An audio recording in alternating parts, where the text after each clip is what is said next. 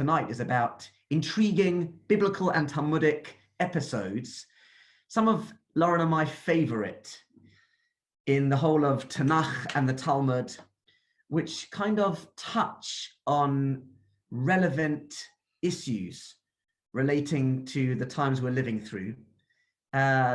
These episodes are always close to our heart. They're the sort of things that we think about regularly.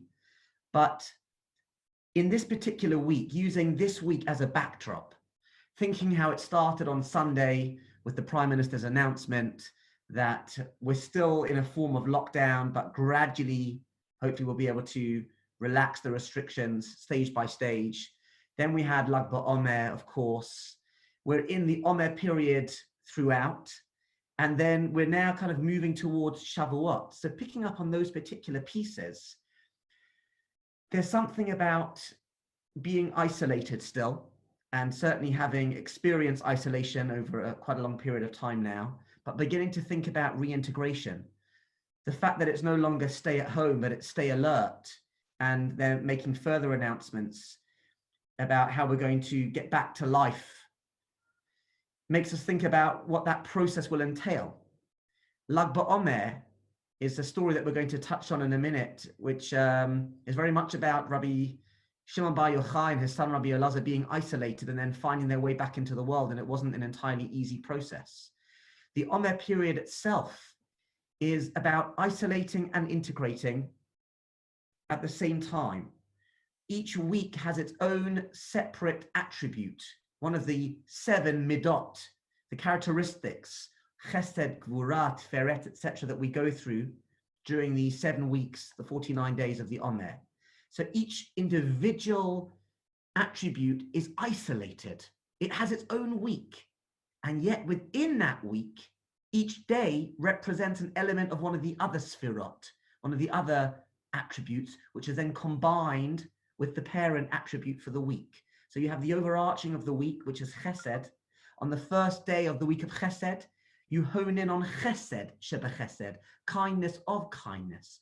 On the second day of that first week, it's gvura, sheba chesed, the element, the component of severity within the world of chesed, of kindness. So we're always going to look at one area, but then integrate it into the others. And therefore the Omer period is about isolating, focusing on specific points, but at the same time integrating them into the other areas of our life. And Shavuot, of course, is about thinking about ourselves as individuals within a nation. We're told that when the Jewish people camped around Mount Sinai, it was Ki'ish echad, belev echad. We were like one person with one heart. Each one of us is an individual, isolated, spotlighted within the Jewish nation, and yet we are part of that nation. So that really is the backdrop for the discussion this evening, which brings extra relevance to the particular episodes that Lauren and I have selected to study through. We hope it will become a bit of a discussion. Parts of it will include us sharing the screen, which makes the discussion a little bit more difficult because much of the screen will be taken up by the text and we see a little bit less of each other's faces, but please do jump in at any stage and comment, and as often as possible we'll turn off the share screen so we can get full faces again, and this will probably go on till just before 9 o'clock or at the latest 9. That's the game plan, unless you guys get chatting and we're there until we're told it's time for Shema. David Filer, you'll have to remind us about Shema if we reach that point. So let's try with the share screen. And let's play from the beginning. Is that working for you guys? Thumbs up. Large enough? Okay, thank you. And if you want to speak at any stage, please just unmute yourselves and go for it. This is the dramatic story of Rabbi Shimon Bar Yochai and Rabbi Elazar. The Talmud tells us in the tractate of Shabbat, Va'amai karu le'rosh hamadabrim b'chol makom. Why is Rabbi Yehuda called the head of the speakers throughout the Talmud? This is now being covered a little bit for me. The Yosfi, I think it says. Yeah. The Yosfi, Rabbi Yehuda, Rabbi Yossi, Rabbi Shimon. So here's the answer. these sages, Rabbi Yehuda, Rabbi Yossi, and Rabbi Shimon bar Yochai were sitting together. Yosef Yehuda ben Gerim Gabayhu, and they were sitting amongst other people. Posach Rabbi Yehuda v'Amar Rabbi Yehuda opened the conversation and he said, Kama na'im ma'aseyen shel umah zo. The Romans, the people who have sovereignty over us, how lovely, how na'im, how pleasant is this nation.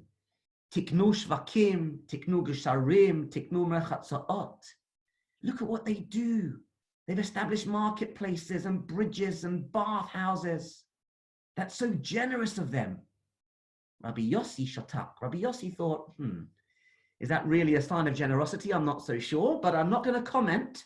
I'm just going to remain silent with no response. We don't know if that silence was a sign of consent or that he just didn't want to get involved. Na'ana Rabbi Shimon ben Yochai. However, Rabbi Shimon bar Yochai doesn't bite his lip. He jumps into the conversation, Va'amar, and he says, Kol ma shetiknu, anything that the Romans have instituted, established, lo tiknu ela letzorech atzman. It's only for their own purposes, for their own interests, for their selfish, ulterior motives. Tiknu shvakin, lahoshet behem zonot. I can't see the Hebrew at this point. Merchatzaot. Can I actually move this? Yes.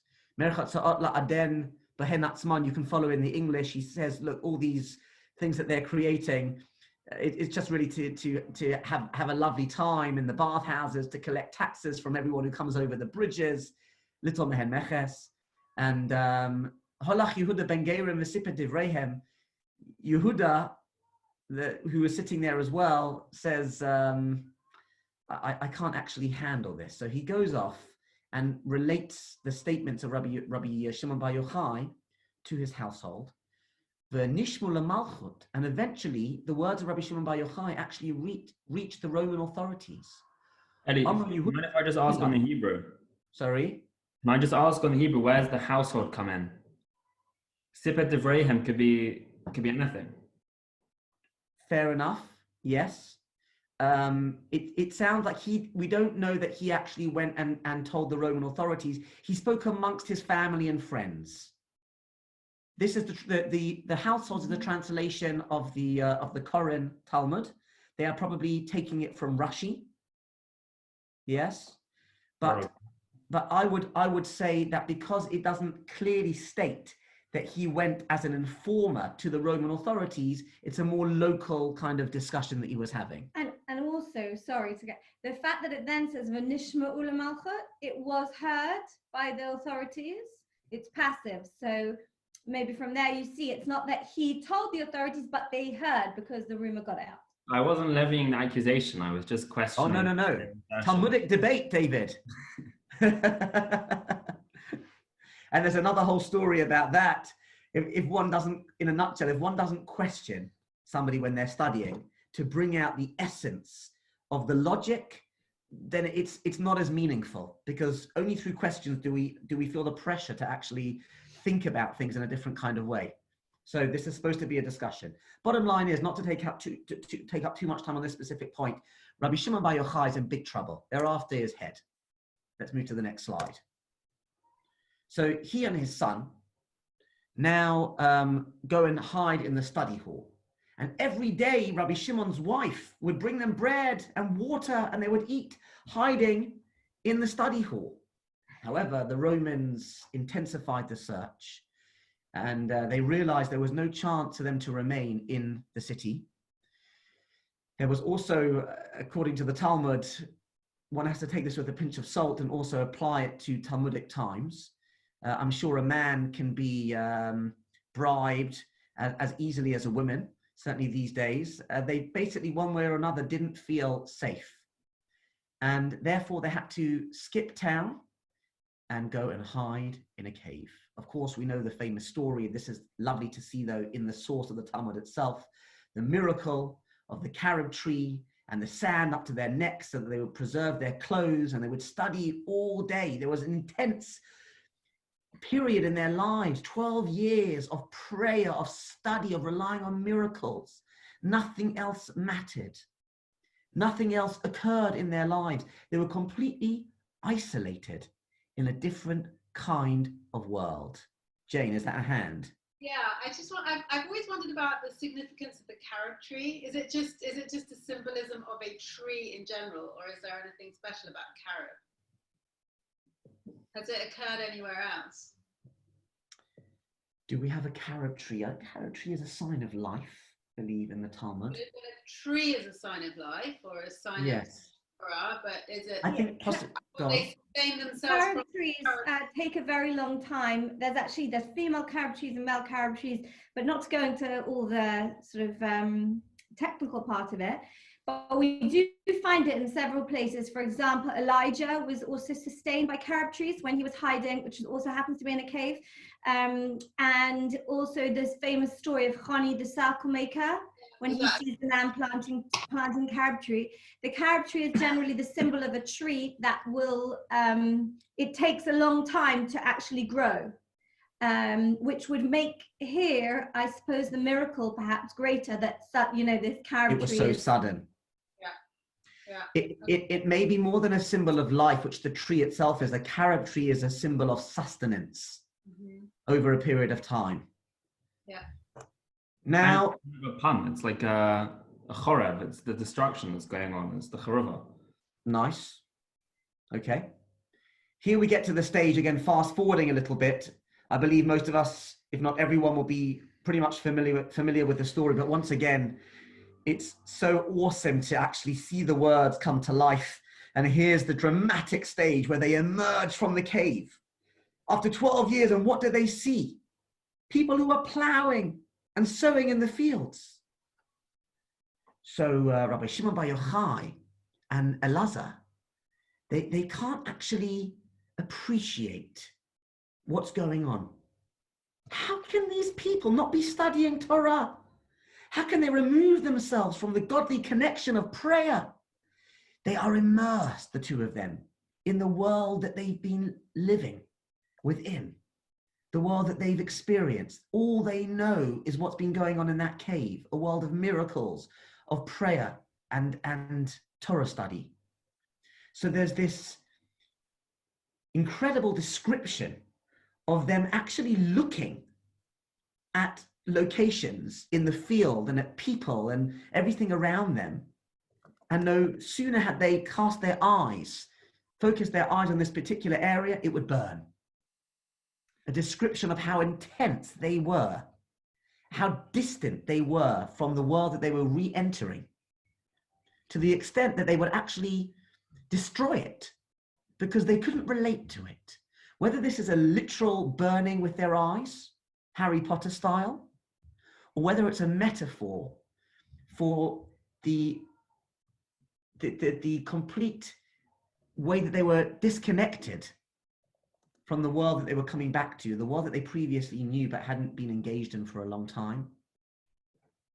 There's something in this piece of Talmud telling us that they were miles away from the world. Can I just ask a connection to the Achnai story, where you have Rav Eliezer, who's also going around burning things with his eyes? Indeed, yeah, Tana Shel Achnai. So that, yeah, we do see the power of eyes burning things, either literally or metaphorically in the Talmud. But the heavens, the angels, God does not appreciate this approach. So there's the heavenly voice, the Bat Kol, which calls out and says, did you come out of the cave in order to destroy my world? Return, go back. Clearly you're not ready. Yes, you've learned Torah. Yes, you've been praying and you've relied on miracles and you've tasted the carob tree, which has sustained you, but you're not ready to go back into the world.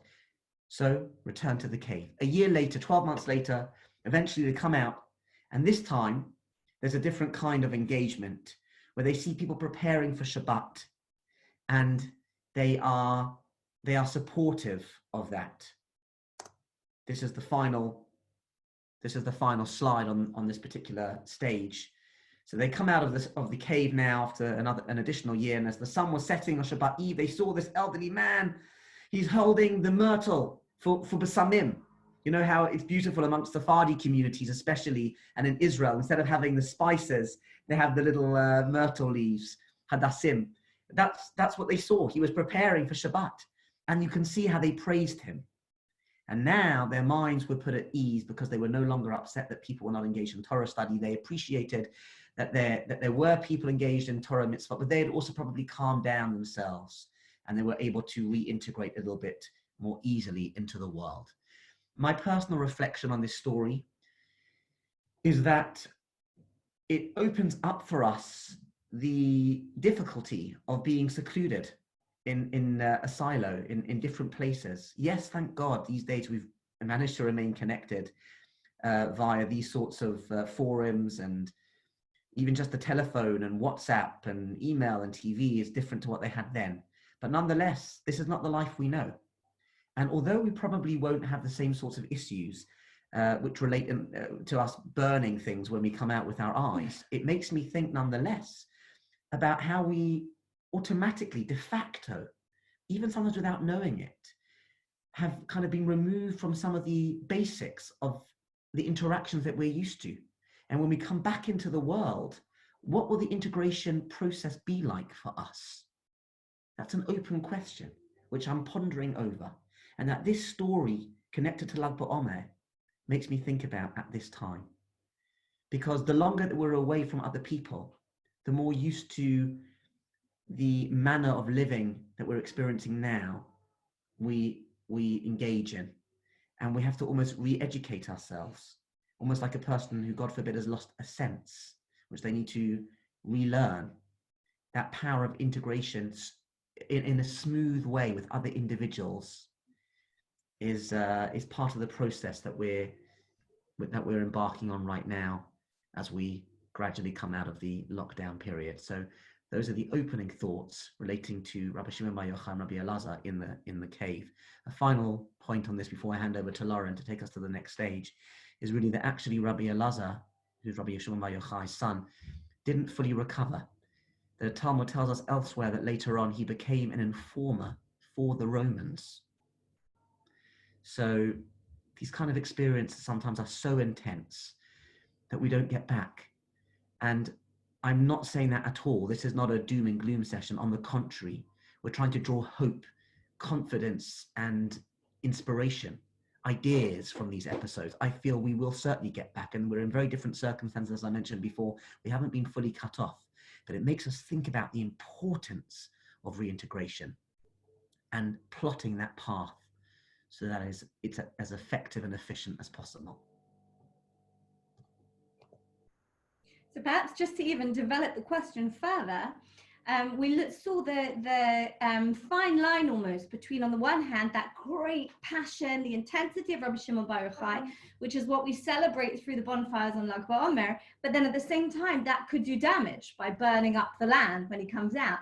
And actually, you know, especially in the aftermath of Lag BaOmer, you see I don't know if any of you have, you know, been following some of the writings. There are many people who say, you know, Lag BaOmer is something that's coming much later. Look at all the damage that happens from some of the bonfires. I mean, not to mention the Chilul Hashem of the bonfires that happened and were written up in the Daily Mail without social distancing. But even just the fact of the bonfires and how many fires then go out of control in Lag BaOmer, etc., there's this kind of balance. But I want to just take it back to the Tanakh for a minute, of where we see fire. And generally, we see fire to do with the offerings. And once again, it's a very fine balance, because on the one hand, the fire was there at the giving of the Torah. It's the awe, it's the grandeur, it's the greatness that symbolizes the kind of consummation or the agreement that there is this connection between heaven and earth. On the other hand, it's also a fine line. Nadav and Avihu, Aaron's sons, were burnt with the fire, etc. But what I'd like to hone in on is one example of fire that we speak about every week on Friday night at Kabbalat Shabbat. And it's put in such a mindful way when the Friday night service was finalized, exactly which prayers should be in there. And I think that often we kind of just, or speaking of myself, you know, we kind of just go through it because it's just before L'Chadodi and don't even think about it. But the mention of fire here seems particularly apt. So I just want to go first of all, to the kind of backstory of where we're up to, and then look at it inside. And that is when we come to the Kabbalat Shabbat service, we have the Psalms that lead up to L'Chadodi. There are 6 Psalms leading up to L'Chadodi, and L'Chadodi is the 7th. So it's beautifully balanced, the days of the week. One can meditate on what they did Sunday, Monday, Tuesday if they like, but it's done with that structure very purposefully. The way that it's done from Tehillim is also very specific. It goes chapter 95, 96, 97, 98, 99, and therefore the one just before L'Chadodi should logically be taken from Tehillim, should be chapter 100, because you're going in order. You're taking what we call in Hebrew a kovet, a naturally kind of one group in Tehillim, which is considered as 95 to 100, they're one group, but they didn't do that. They specifically left out 100, and instead they kind of like randomly inserted chapter 29. And that's Mizmor LeDavid that we all love to sing together. Just Mizmor LeDavid. Yeah. What's the problem? You can't sing? You don't know the tune? That one. And so it begs the question. That was clearly let's take out Psalm 100 and let's replace it with 29. Clearly for, a very specific reason. When we look at what the group of 95 to 100, they are all Psalms that champion this sort of utopian, peaceful world where everybody will recognize that there's a God in the world and everybody will come together. Shiru Lashem, Shir Chadash. Everybody's going to be singing. Everybody's going to be playing their instruments. There's going to be a wonderful unity in the world. And it's all about the awesomeness of nature in the world and God, etc. And then we go to Psalm 100, which would have been the default one, which is Mizmor LeTodah, that actually we say every morning, which is a psalm of thanksgiving. So it brings all of that to a real climax. By taking that out and putting in Psalm 29, they took us a little bit off track. So if you have a look, what we can see over here is Psalm 29 also starts off as a psalm that is all about the awesomeness of the world, of nature, the glory of God, the way that the world is just so huge and big and overwhelming in a sense. And it has certain keywords that repeat, which just poetically make it sound lovely and also make the message greater and for dramatic effect. But this is relevant because you'll see that, you see how at the start, it starts Mizmor LeDavid, Havu Lashem B'nei Evim, Havu Lashem Kavod V'od, using this word Havu, give praise to God. But then it takes that main word that keeps repeating of Havu, and it switches from there to Kol, the voice of God, right? So Kol Hashem al Hamayim, the voice of God is over the water. Kol Hashem Chotsev, and then it continues. There's actually, if you look over here, there's 4 lines. The first 3 lines are in order, and then there should be ... here. Mm-hmm. So if you look it up in your Siddurim afterwards, you'll see that this kol part repeats how many times? 7 times. It's kind of the whole service is so beautifully put together on many levels, not just with the words that we use, but also with the structure, the numbers of the way that the words repeat. And over here, it's talking about the voice of God being in the most awesome places, all the things that we generally see, a huge tsunami, somewhere that feels totally overpowering, the voice of God is there. The voice of God is above that. And if you look right in the middle, number 5, you see Kol Hashem Chotsev Lahavot Esh. And that's the last one you have over here, which you see that the translation here says the voice of the Lord kindles flames of fire, just like we said that the voice of God is often in the, for example, the 10 Commandments were given, there was fire at the time. But also it could be something like, the lightning that appears, the awesomeness of God that can come down into the forests. So there's something here about the fire that it comes right in the middle of this psalm, and it almost is the segue. And then we get to the very end, and this is what brings the whole thing to life. This is the reason why I believe they chose 29 to instead of 100. There's all that awesomeness, which is really overwhelming, God is there, but it's that feeling of watching something like that beautiful sunset, and we don't quite know how to put ourselves into it. It's somewhat removed from ourselves, or sometimes too awesome to be able to connect with. It's the macro and the micro.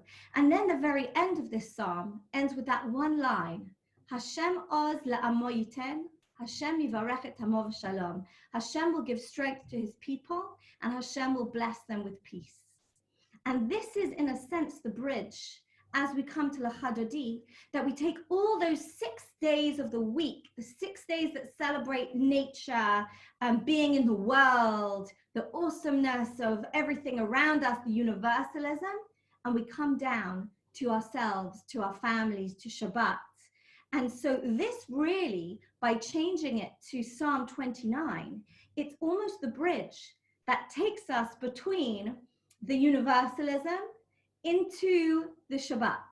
And I think there's a sense, in a way, you know, we almost have that sort of the isolation and the integration within our week, having Shabbat and the week. And of course, the whole source of Shabbat is Sheshet Yamim Ta'avod. First, you work for 6 days and then you can have Shabbat. They're not divorced from each other. If you don't work for 6 days, you don't need Shabbat. And so in a sense, we see over here from the actual, it all climaxes with the fire. That is sort of the epitome of where you see the awe and the glory. And then we say, okay, now how can we bridge this back to ourselves, back to humanity? And in a sense, I think once again, it just really opens a conversation that having had this time of being very much at home in ourselves, looking at the world perhaps from a different angle, we'll have this question of, we almost need that Psalm 29. We're going to need some sort of a bridge to get us back into the next phase, rather than thinking it's just about a jump in. So almost like we have within the Friday night service, that wonderful bridge, which just very subtly takes us from those 6 days of the week, those 6 Psalms that celebrate universalism into the Shabbat. So too over here, I almost think it's sort of challenging us to think about what that bridge might look like. The next episode takes us to the book of Genesis, where we meet many lively characters, one of whom cries more than anyone else. Who would like to unmute and suggest who they think cries the most number of tears? Who weeps the most in the book of Genesis? Is it? Oh, sorry. I was. Charlotte and Jane, we're going to hear both of you. I was going to say Sarah at being able to give birth so old. Okay, nice. Jane? I'm going for Leah. You're going for Leah. Both of you have actually Interesting. chosen Both going with female women. options, yes. Anyone else? Bal Koren, Mike Koren. I can see you thinking about this. You've laned it. I find a sort of a gender battle developing here. so you want to remain quiet, like Rabbi Yossi, Shatak in the Gemara that we learned before. The answer actually exactly. is Joe. Sorry? Yeah, there's certain times when you just have to keep quiet. The answer is Joseph. Joseph cries 6 times. Now the question for unmuting becomes, when did he cry? Can we build this narrative together? Doesn't necessarily have to be in order. Just shout out some of those occasions where we hear about Joseph crying. The first Binyamin's arrival in Egypt. Okay, all right. Prior to that's going to be number 2, Mike. Prison. Prior to that, by the way, he may have cried earlier than this. He may have cried when he was pushed around by his brothers, when he felt disliked, when he was thrown into the pit. We don't know, because we don't hear about his tears on those occasions. The first time we hear about him weeping is when he actually meets the brothers in Egypt. He recognizes them, but they don't recognize him. So he doesn't cry in front of them, but he weeps internally. The second occasion, as Mike commented on, is when Binyamin is brought down to Egypt, and he certainly cries he realizes the time that they've lost, these two whole brothers, the full brothers from the same mother and father. And that's a very, very emotional moment for Joseph. The next time is, of course, when he identifies himself. He reveals his identity to the brothers, and then the whole sort of house of Pharaoh heard him cry. Then Yosef finally lays eyes on his dad, Joseph, and there are lots of tears, although Rashi tells us that Yaakov, the Torah tells us Yaakov wasn't crying, and Rashi explains that's because Jacob was reciting the Shema at that point when Joseph was crying on his shoulder. Then we have point number 5, which is when Jacob passes away. This is probably the least tragic and most understandable moment of Joseph's tears. The 6th, though, in contrast, is the most bizarre and the one that we need to focus on for a few moments now. Because at some point, it's at some moment following Jacob's death that Joseph receives a message from his brother saying, look, Dad's just passed away. He's left us a note. And I can see my father-in-law, Julian, smiling, because this is the kind of narrative, this is the kind of story that Julian would tell us. He'd say, think about it from a human perspective. You know, when we sit around the Seder with my in-laws, he says, where were these rabbis' wives, for example? Why were they having a Seder on their own? Or let's think about the story from a very human point of view. So over here, you have the brother saying to Joseph, Dad's left you a message. The message is, please, Poppy there. Please forgive us. Please actually forgive us. Yes, I'm here. And Joseph weeps when he receives this message. Why? Because it suddenly occurs to him, it strikes him hard that he hasn't actually been fully accepted once again as a brother within this family. 17 years after their reunion in Egypt with Jacob. Now Jacob passes away 17 years later, and there's a suspicion that he hasn't forgiven the family to the extent that the brothers need to say to him, Dad left the message before he passed away for us to give you now. Maybe now, because the patriarch's gone, you're going to seek revenge. Please don't. Please keep us together. Forgive us. Get along with us. And he weeps because he understands that there isn't total love between them, that there's still a wound in this relationship. He needs to feel validation within the family. He feels a disconnect between him and his own brothers, despite the 17 years of unity between them since they once again came back together. And this is very, very powerful because it makes us realize that feuds and rifts are not necessarily easily solved, and that even when at the surface they seem to be back in place, dig a little bit deeper, and it still hurts for one or the other down below. It's possible that Joseph had completely forgiven his brothers, but they didn't feel that. They didn't appreciate that, which is why they give him this message from Jacob. And the relevance of this for me is about the notion of families, either in a literal sense or the broader, the wider family of community, reintegrating, coming back together. This could be a process in which some of us get together before others. Let's just say, for example, synagogue doors reopen, but certain age groups cannot come to the synagogue, or that we're limited in the numbers of people, so some can come to the service and others can't. What will that mean? How will it make people who are part of the communal family feel? Who's going to feel more connected? Who's going to feel less connected? By the way, this is sort of, as we said at the beginning, real reflections of what we're going through. And the morning service that we have on Zoom has become so critical to the lives of those who participate in it. We get many, many more than the numbers who would normally come to shul on a weekday morning. Men and women side by side, no mechitza. It's a very engaging experience. And people have commented how even when, God willing, we reopen, they won't be able to get to shul. They're not at the stage of life where they can drop everything in the morning and get to shul. And yet they feel so connected through this Zoom. Please, can it continue? So for some people, it's going to shul that will connect them. For others, they won't get to shul, so they want to connect through Zoom. And it's kind of all these thoughts about the members of the communal family, how will we reconnect, and how can we make sure that everyone actually feels deep down, not just at the surface level, but beneath that surface, totally connected and part of the family, that no one's more connected than the other. I think even within literal families, there's also this concern because we've been so close, and yes, of course, that has its challenges to be on top of each other all the time.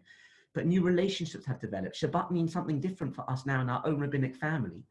The frantic back and forth to shul on a Shabbat or Yom Tov is something we all thrive on and we love. That's part of being a circus rabbinic family, living with community and integrating family and community almost as one at times. But now our kids get so much more attention on Shabbat. It's much calmer. We've discovered what Shabbat really feels like as a day of rest. It's the one day a week. So what will happen when we all go back? Do the kids who feel so much part of the family on Shabbat now continue to feel that when their mum and dad go back to shul and one of them's laning, the other one's a gabayit, and Rabbi Rebbetzen, shamis, helping with the kiddush, talking to their friends, having other people around the Shabbat table again? What does that mean to the children and the adults in our literal families who have felt such a sense of engagement and family connection now? No answers, just reflections, which come from the story of Joseph and his brothers. Back over to Lauren. Okay, skipping to a totally different topic. And as you see, it's sort of more of a potpourri of episodes this evening than necessarily a continuum. To look at an episode that we see brought up in the book of Shemot, in Parashat Mishpatim, but we actually have reference to it this week as well. And that is the Jewish slave, the Eved Ivri. The Jewish slave, a Jew could only be made a slave in very specific circumstances. And it's called a slave, but ultimately it was probably more of a rehabilitation system. So if somebody had stolen something and they did not have money to pay it back, so then they could opt to rather sell themselves into service, or it was done through the Bet Din to a particular family. And essentially there was a sort of, here they're being housed by a family, they are serving the family, but they're also being cushioned. They're not having to go back into a life where they go back to crime, they go back to difficult situations. So there's sort of a rehabilitative opportunity for them, and they see what normative family life is like. But the law is clear that they're a slave for 7 years, and when the 7th year comes, that's when they should be freed. But of course, where it gets interesting is when the Torah says, what if that slave says, I don't want to go, I would prefer to stay? Then what happens?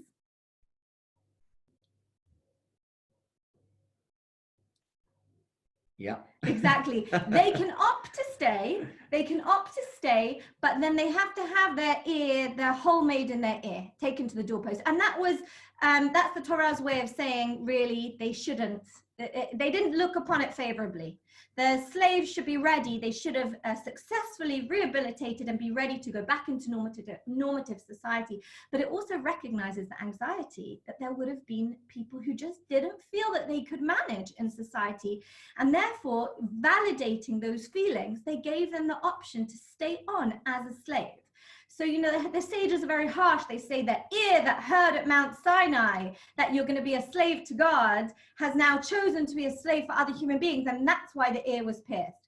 But I think the fact that there's also the option given, fine, he wants to stay, let him stay, is actually validating that a person knows themselves. And maybe he just knows that he's not ready, and therefore, fine, let him stay. And so if that's what he's chosen, he will remain a slave forever. And that is how the Rashbam, Rashi's grandson, translates it. He should be a slave then forever. That's what he's chosen. That's what he's going to be. But the sages come along and they say, you can never sort of make your sentence forever, because teshuvah is such a powerful tool that we have. And therefore, even though it says forever, really, it's only till the Jubilee year in the 50th year, and then he still has to go free, which of course is, I think, and this is what we see in this week's parasha when it speaks about the Jubilee year and all the slaves going free. But over here, I think it's actually Normally we read the Eved Ivri and it feels like something that's so far away from our reality. But actually, I've been thinking about it quite a bit in these last few weeks, because I think that there's a lot of anxiety. Everybody feels it on a different level. Some people are so stir crazy at home, they can't wait to go back out. But it's that balance. And I think this is kind of part of the, not to get into the politics of it, but part of the dichotomy that was raised in the Prime Minister's speech, is how on the one hand you want everybody to stay alert, and on the other hand you want to encourage people to go back out. It's how do you deal with that anxiety of saying there's a time that it's, we can want to stay and be and isolate and stay within that cushion environment. And at what point are we ready to say, no, actually, we need to be able to go back out and integrate again? And obviously there's a technical answer to that, which is it comes down to levels of risk. And very interestingly, and I'm involved in it on on the technical side with the mikvaot, and we had a very interesting session 2 nights ago for Yoatzot Halacha who are working around the world, in their various locations, and it was all about how you assess at what level of risk do you decide to go and embark on certain things, and of course, how does that impact mikvah? But I think that it's more than the technical answer, which is it also sometimes comes down to the emotions that people feel, which is they might be ready from a sort of just a technical statistical point of view, but at what point do you say, okay, they want to stay, let them stay? And at what point do you say it's the Jubilee year, you need to be able to actually force yourself to go out of your comfort zone and reintegrate? Finally, we're going to share the screen again, moving towards Shavuot. This particular episode, is that back up? Okay. Comes also from the Tractate of Shabbat, page 89. And here we have the fascinating account that Rabbi Yeshua ben Levi tells us about. My dichtiv, what does it mean? In the book of Exodus, chapter 32, verse 1, where it says, Vayar ha'am ki boshesh Moshe, al tikri boshesh ela ba'u shesh. What does it mean that the Jewish people saw that Moses was delayed? Boshesh. We shouldn't read the word boshesh as delayed, but rather b'shesh, at the 6th hour. Well, the story is that Moses had told the Jewish people he would return at the beginning of the 6th hour of the day. After 40 days, he'd be back at the beginning of the 6th hour. So Satan hatches a plan. This is his plot. After 40 days, 6 hours, I'm going to confuse the Jewish people. I'll make sure that it's a cloudy day. I'll instigate a storm so that it will be impossible to determine exactly what the time is. And then, in this Talmudic fashion, it's told to us, it's explained, it's described how Satan says to the Jews, Jews, where's your teacher, Moses? And they respond, oh, he's gone up to God to get the Torah. He'll be back. He said he'd be here by the 6th hour. It's the 40th day, and it's not yet the 6th hour. So Satan says, actually, guys, the 6th hour's been and gone, and he hasn't yet come. I mean, look at the sky. And of course, it hadn't. They were right, but he made it look as if the time had passed because of the clouds. They paid him no attention until Satan showed Bnei Israel the image of Moses on his deathbed. And then they realized, then they imagined that Moses was dead. Now, this is part of the Agadata, the Midrashic, Talmudic teachings around the episode of Mount Sinai and the giving of the Torah. There are many of them, and they're all great and very, very deep. This one, for me, touches on the double-edged sword of Satan. On the one hand, he can really get to us. And I'm sure everyone's experienced that in many areas of life, let alone at a time like this, when Satan can play on our mind and tell us that things are difficult, tell us that there are issues that Satan, that voice, the inner voice that tells us you can't, you're not going to get over this obstacle. The Yetzer Hara within us, that evil inclination, not to tell us to do evil things, but to kind of hit our confidence and our morale. The double-edged sword is because actually when we can overcome those voices within us and tell ourselves, yes, we can, then we emerge victorious with even greater strength, confidence, and sense of connection to ourselves, to God, and to other people. Somebody told me the other day, how do you know when I'm feeling down? You seem to send me a message or call me when I'm having a bad day, a bad moment in a day. I said, just happens like that. He said, to be honest with you, Ellie, today's particularly bad because I wasn't looking forward to celebrating my 50th birthday on my own. On my own here, not married. I would have, maybe been out with friends, but that's not possible. And I feel really, really down. And that's a difficult moment that we can all identify with and have different examples in our own lives. But when we're able to bounce back from that, when we're able to overcome it, it makes us so much stronger. And although Satan has a voice at a time like this, the flip side of that coin is to overcome those issues, takes us back into the real world and helps us to reintegrate as different, better, and more powerfully connected people. So Satan can trick us in all sorts of ways, as he did with the Jewish people in the run-up to Mount Sinai, especially when there's distance between us as a community and as leaders. Moses disappeared. I remember my dad saying on that very first broadcast 8 weeks ago, people can make two choices, either to leave Judaism alone for the next little while or to find other ways to engage. We engage with our businesses, with our work, with our friends, with our Judaism, with our community. That's overcoming the voice of Satan.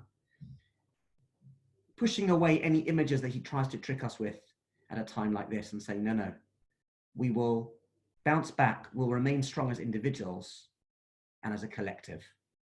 That's the power of this time leading up to Shavuot. And finally,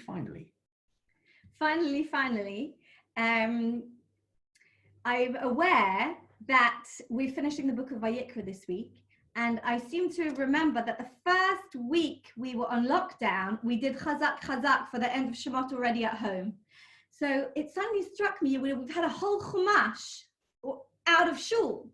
And interestingly, and I think that a lot of what we've discussed tonight is, it's uncertainty. It's just about, I suppose, teachings that for us, we're putting in our pocket at the moment to contemplate over as we're musing all these issues in the present and in the coming weeks, etc., and potentially months as things continue. But there's an amazing midrash that comes from this week as we close the book of Vayikra. And that is, of course, that as we get to the very end of Vayikra, we have the blessings and the curses. The last parsha, we've got the double parsha this week, and the final parsha is B'chukotai. And it starts off, Im b'chukotai telechu, if you go in my ways. And this midrash starts off, and I apologize, the Hebrew didn't come up.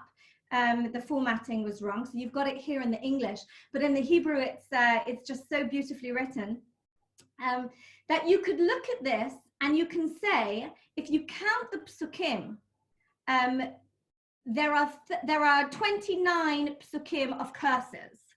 When you count the blessings, there are 11 blessings. So the midrash comes and says, any person will come and look at that and they'll say, well, look, there are more curses than blessings. That's fact. You can't change the fact that there are more curses than blessings. There's 29 versus 11. There's a huge difference. Ah, say the sages, look at it in a different way. If you look at the letter that the blessings start with, it's im b'chukotai telechu, starts with the letter Aleph. If you look at the last words of the blessings, it's komomiyut, that we should be able, the blessing that we can go upright to our land. We say that word also in benching, right? In the harachamans. We should go upright. What does the word komomiyut end with? Tough. Ah, we're being offered blessings that are all encompassing. They go from Aleph to tough. On the other hand, have a look at the curses. They start with the letter Vav and they end with the letter Hey. And if you compare where they sit in the Hebrew alphabet, They're just one letter away from each other. So now reanalyze this. What's greater? What has a greater breadth? Are we being given more scope for blessings, or are we being given more scope for curses? The answer of the sages here, this is in the Midrash Tanchuma actually in Devarim, is look, actually the blessings are greater. And this Midrash resonates with me so deeply because I feel that it's actually offering us, it's all about perspectives. It's telling us, you're going to see a lot of things in life where there'll be facts on the table. There are facts in our parsha. 29 verses 11, that is fact, it's statistics. You can't argue with it. But challenge yourself to also be able to see things in a different way. As I looking at this week for me, I'm thinking of, the words like, the fact is that the time we're living through is darkness, tragedy. We're seeing terrible things, loss. That's fact. And then you have people who are talking about the silver linings of Corona. It doesn't take away the terrible tragedies that we're living through, but it's people trying to find the positives. There are positives if we try and look for them. It doesn't undermine the rest of it. It doesn't pretend that it's not there, but it's about challenging ourselves to see something different in the situation, to be able to look at the facts and say, yes, there are these facts. I cannot walk away from them, but I can choose to see them in another way as well. And that for me is what this Midrash is doing, which suddenly takes it off from just being about the parsha and actually means that it's a message that we can apply to anything in life. And so whilst I think everything that we've discussed is lots of questions and the uncertainty of the coming times and months where we can think about these things and, how the episodes of Joseph or of Rabbi Shimon Bar Yochai, how this fits into the times that we're going through that are full of unknowns. One thing that I think is sure is that a lot of it is going to be, we can't control the facts, but we can, of course, control our perspective and trying to hold on to positivity, spread that love, spread that energy, which I think has held, us all until now. And that whatever the coming time brings, and please God, it will be slowly, just gradually ever increasing light, our own perspective, trying to be positive, trying to be hopeful, and bringing a different spin on an otherwise difficult situation is hopefully what will bring us all through. Amen. Creating new opportunities. Thank you everyone for joining us.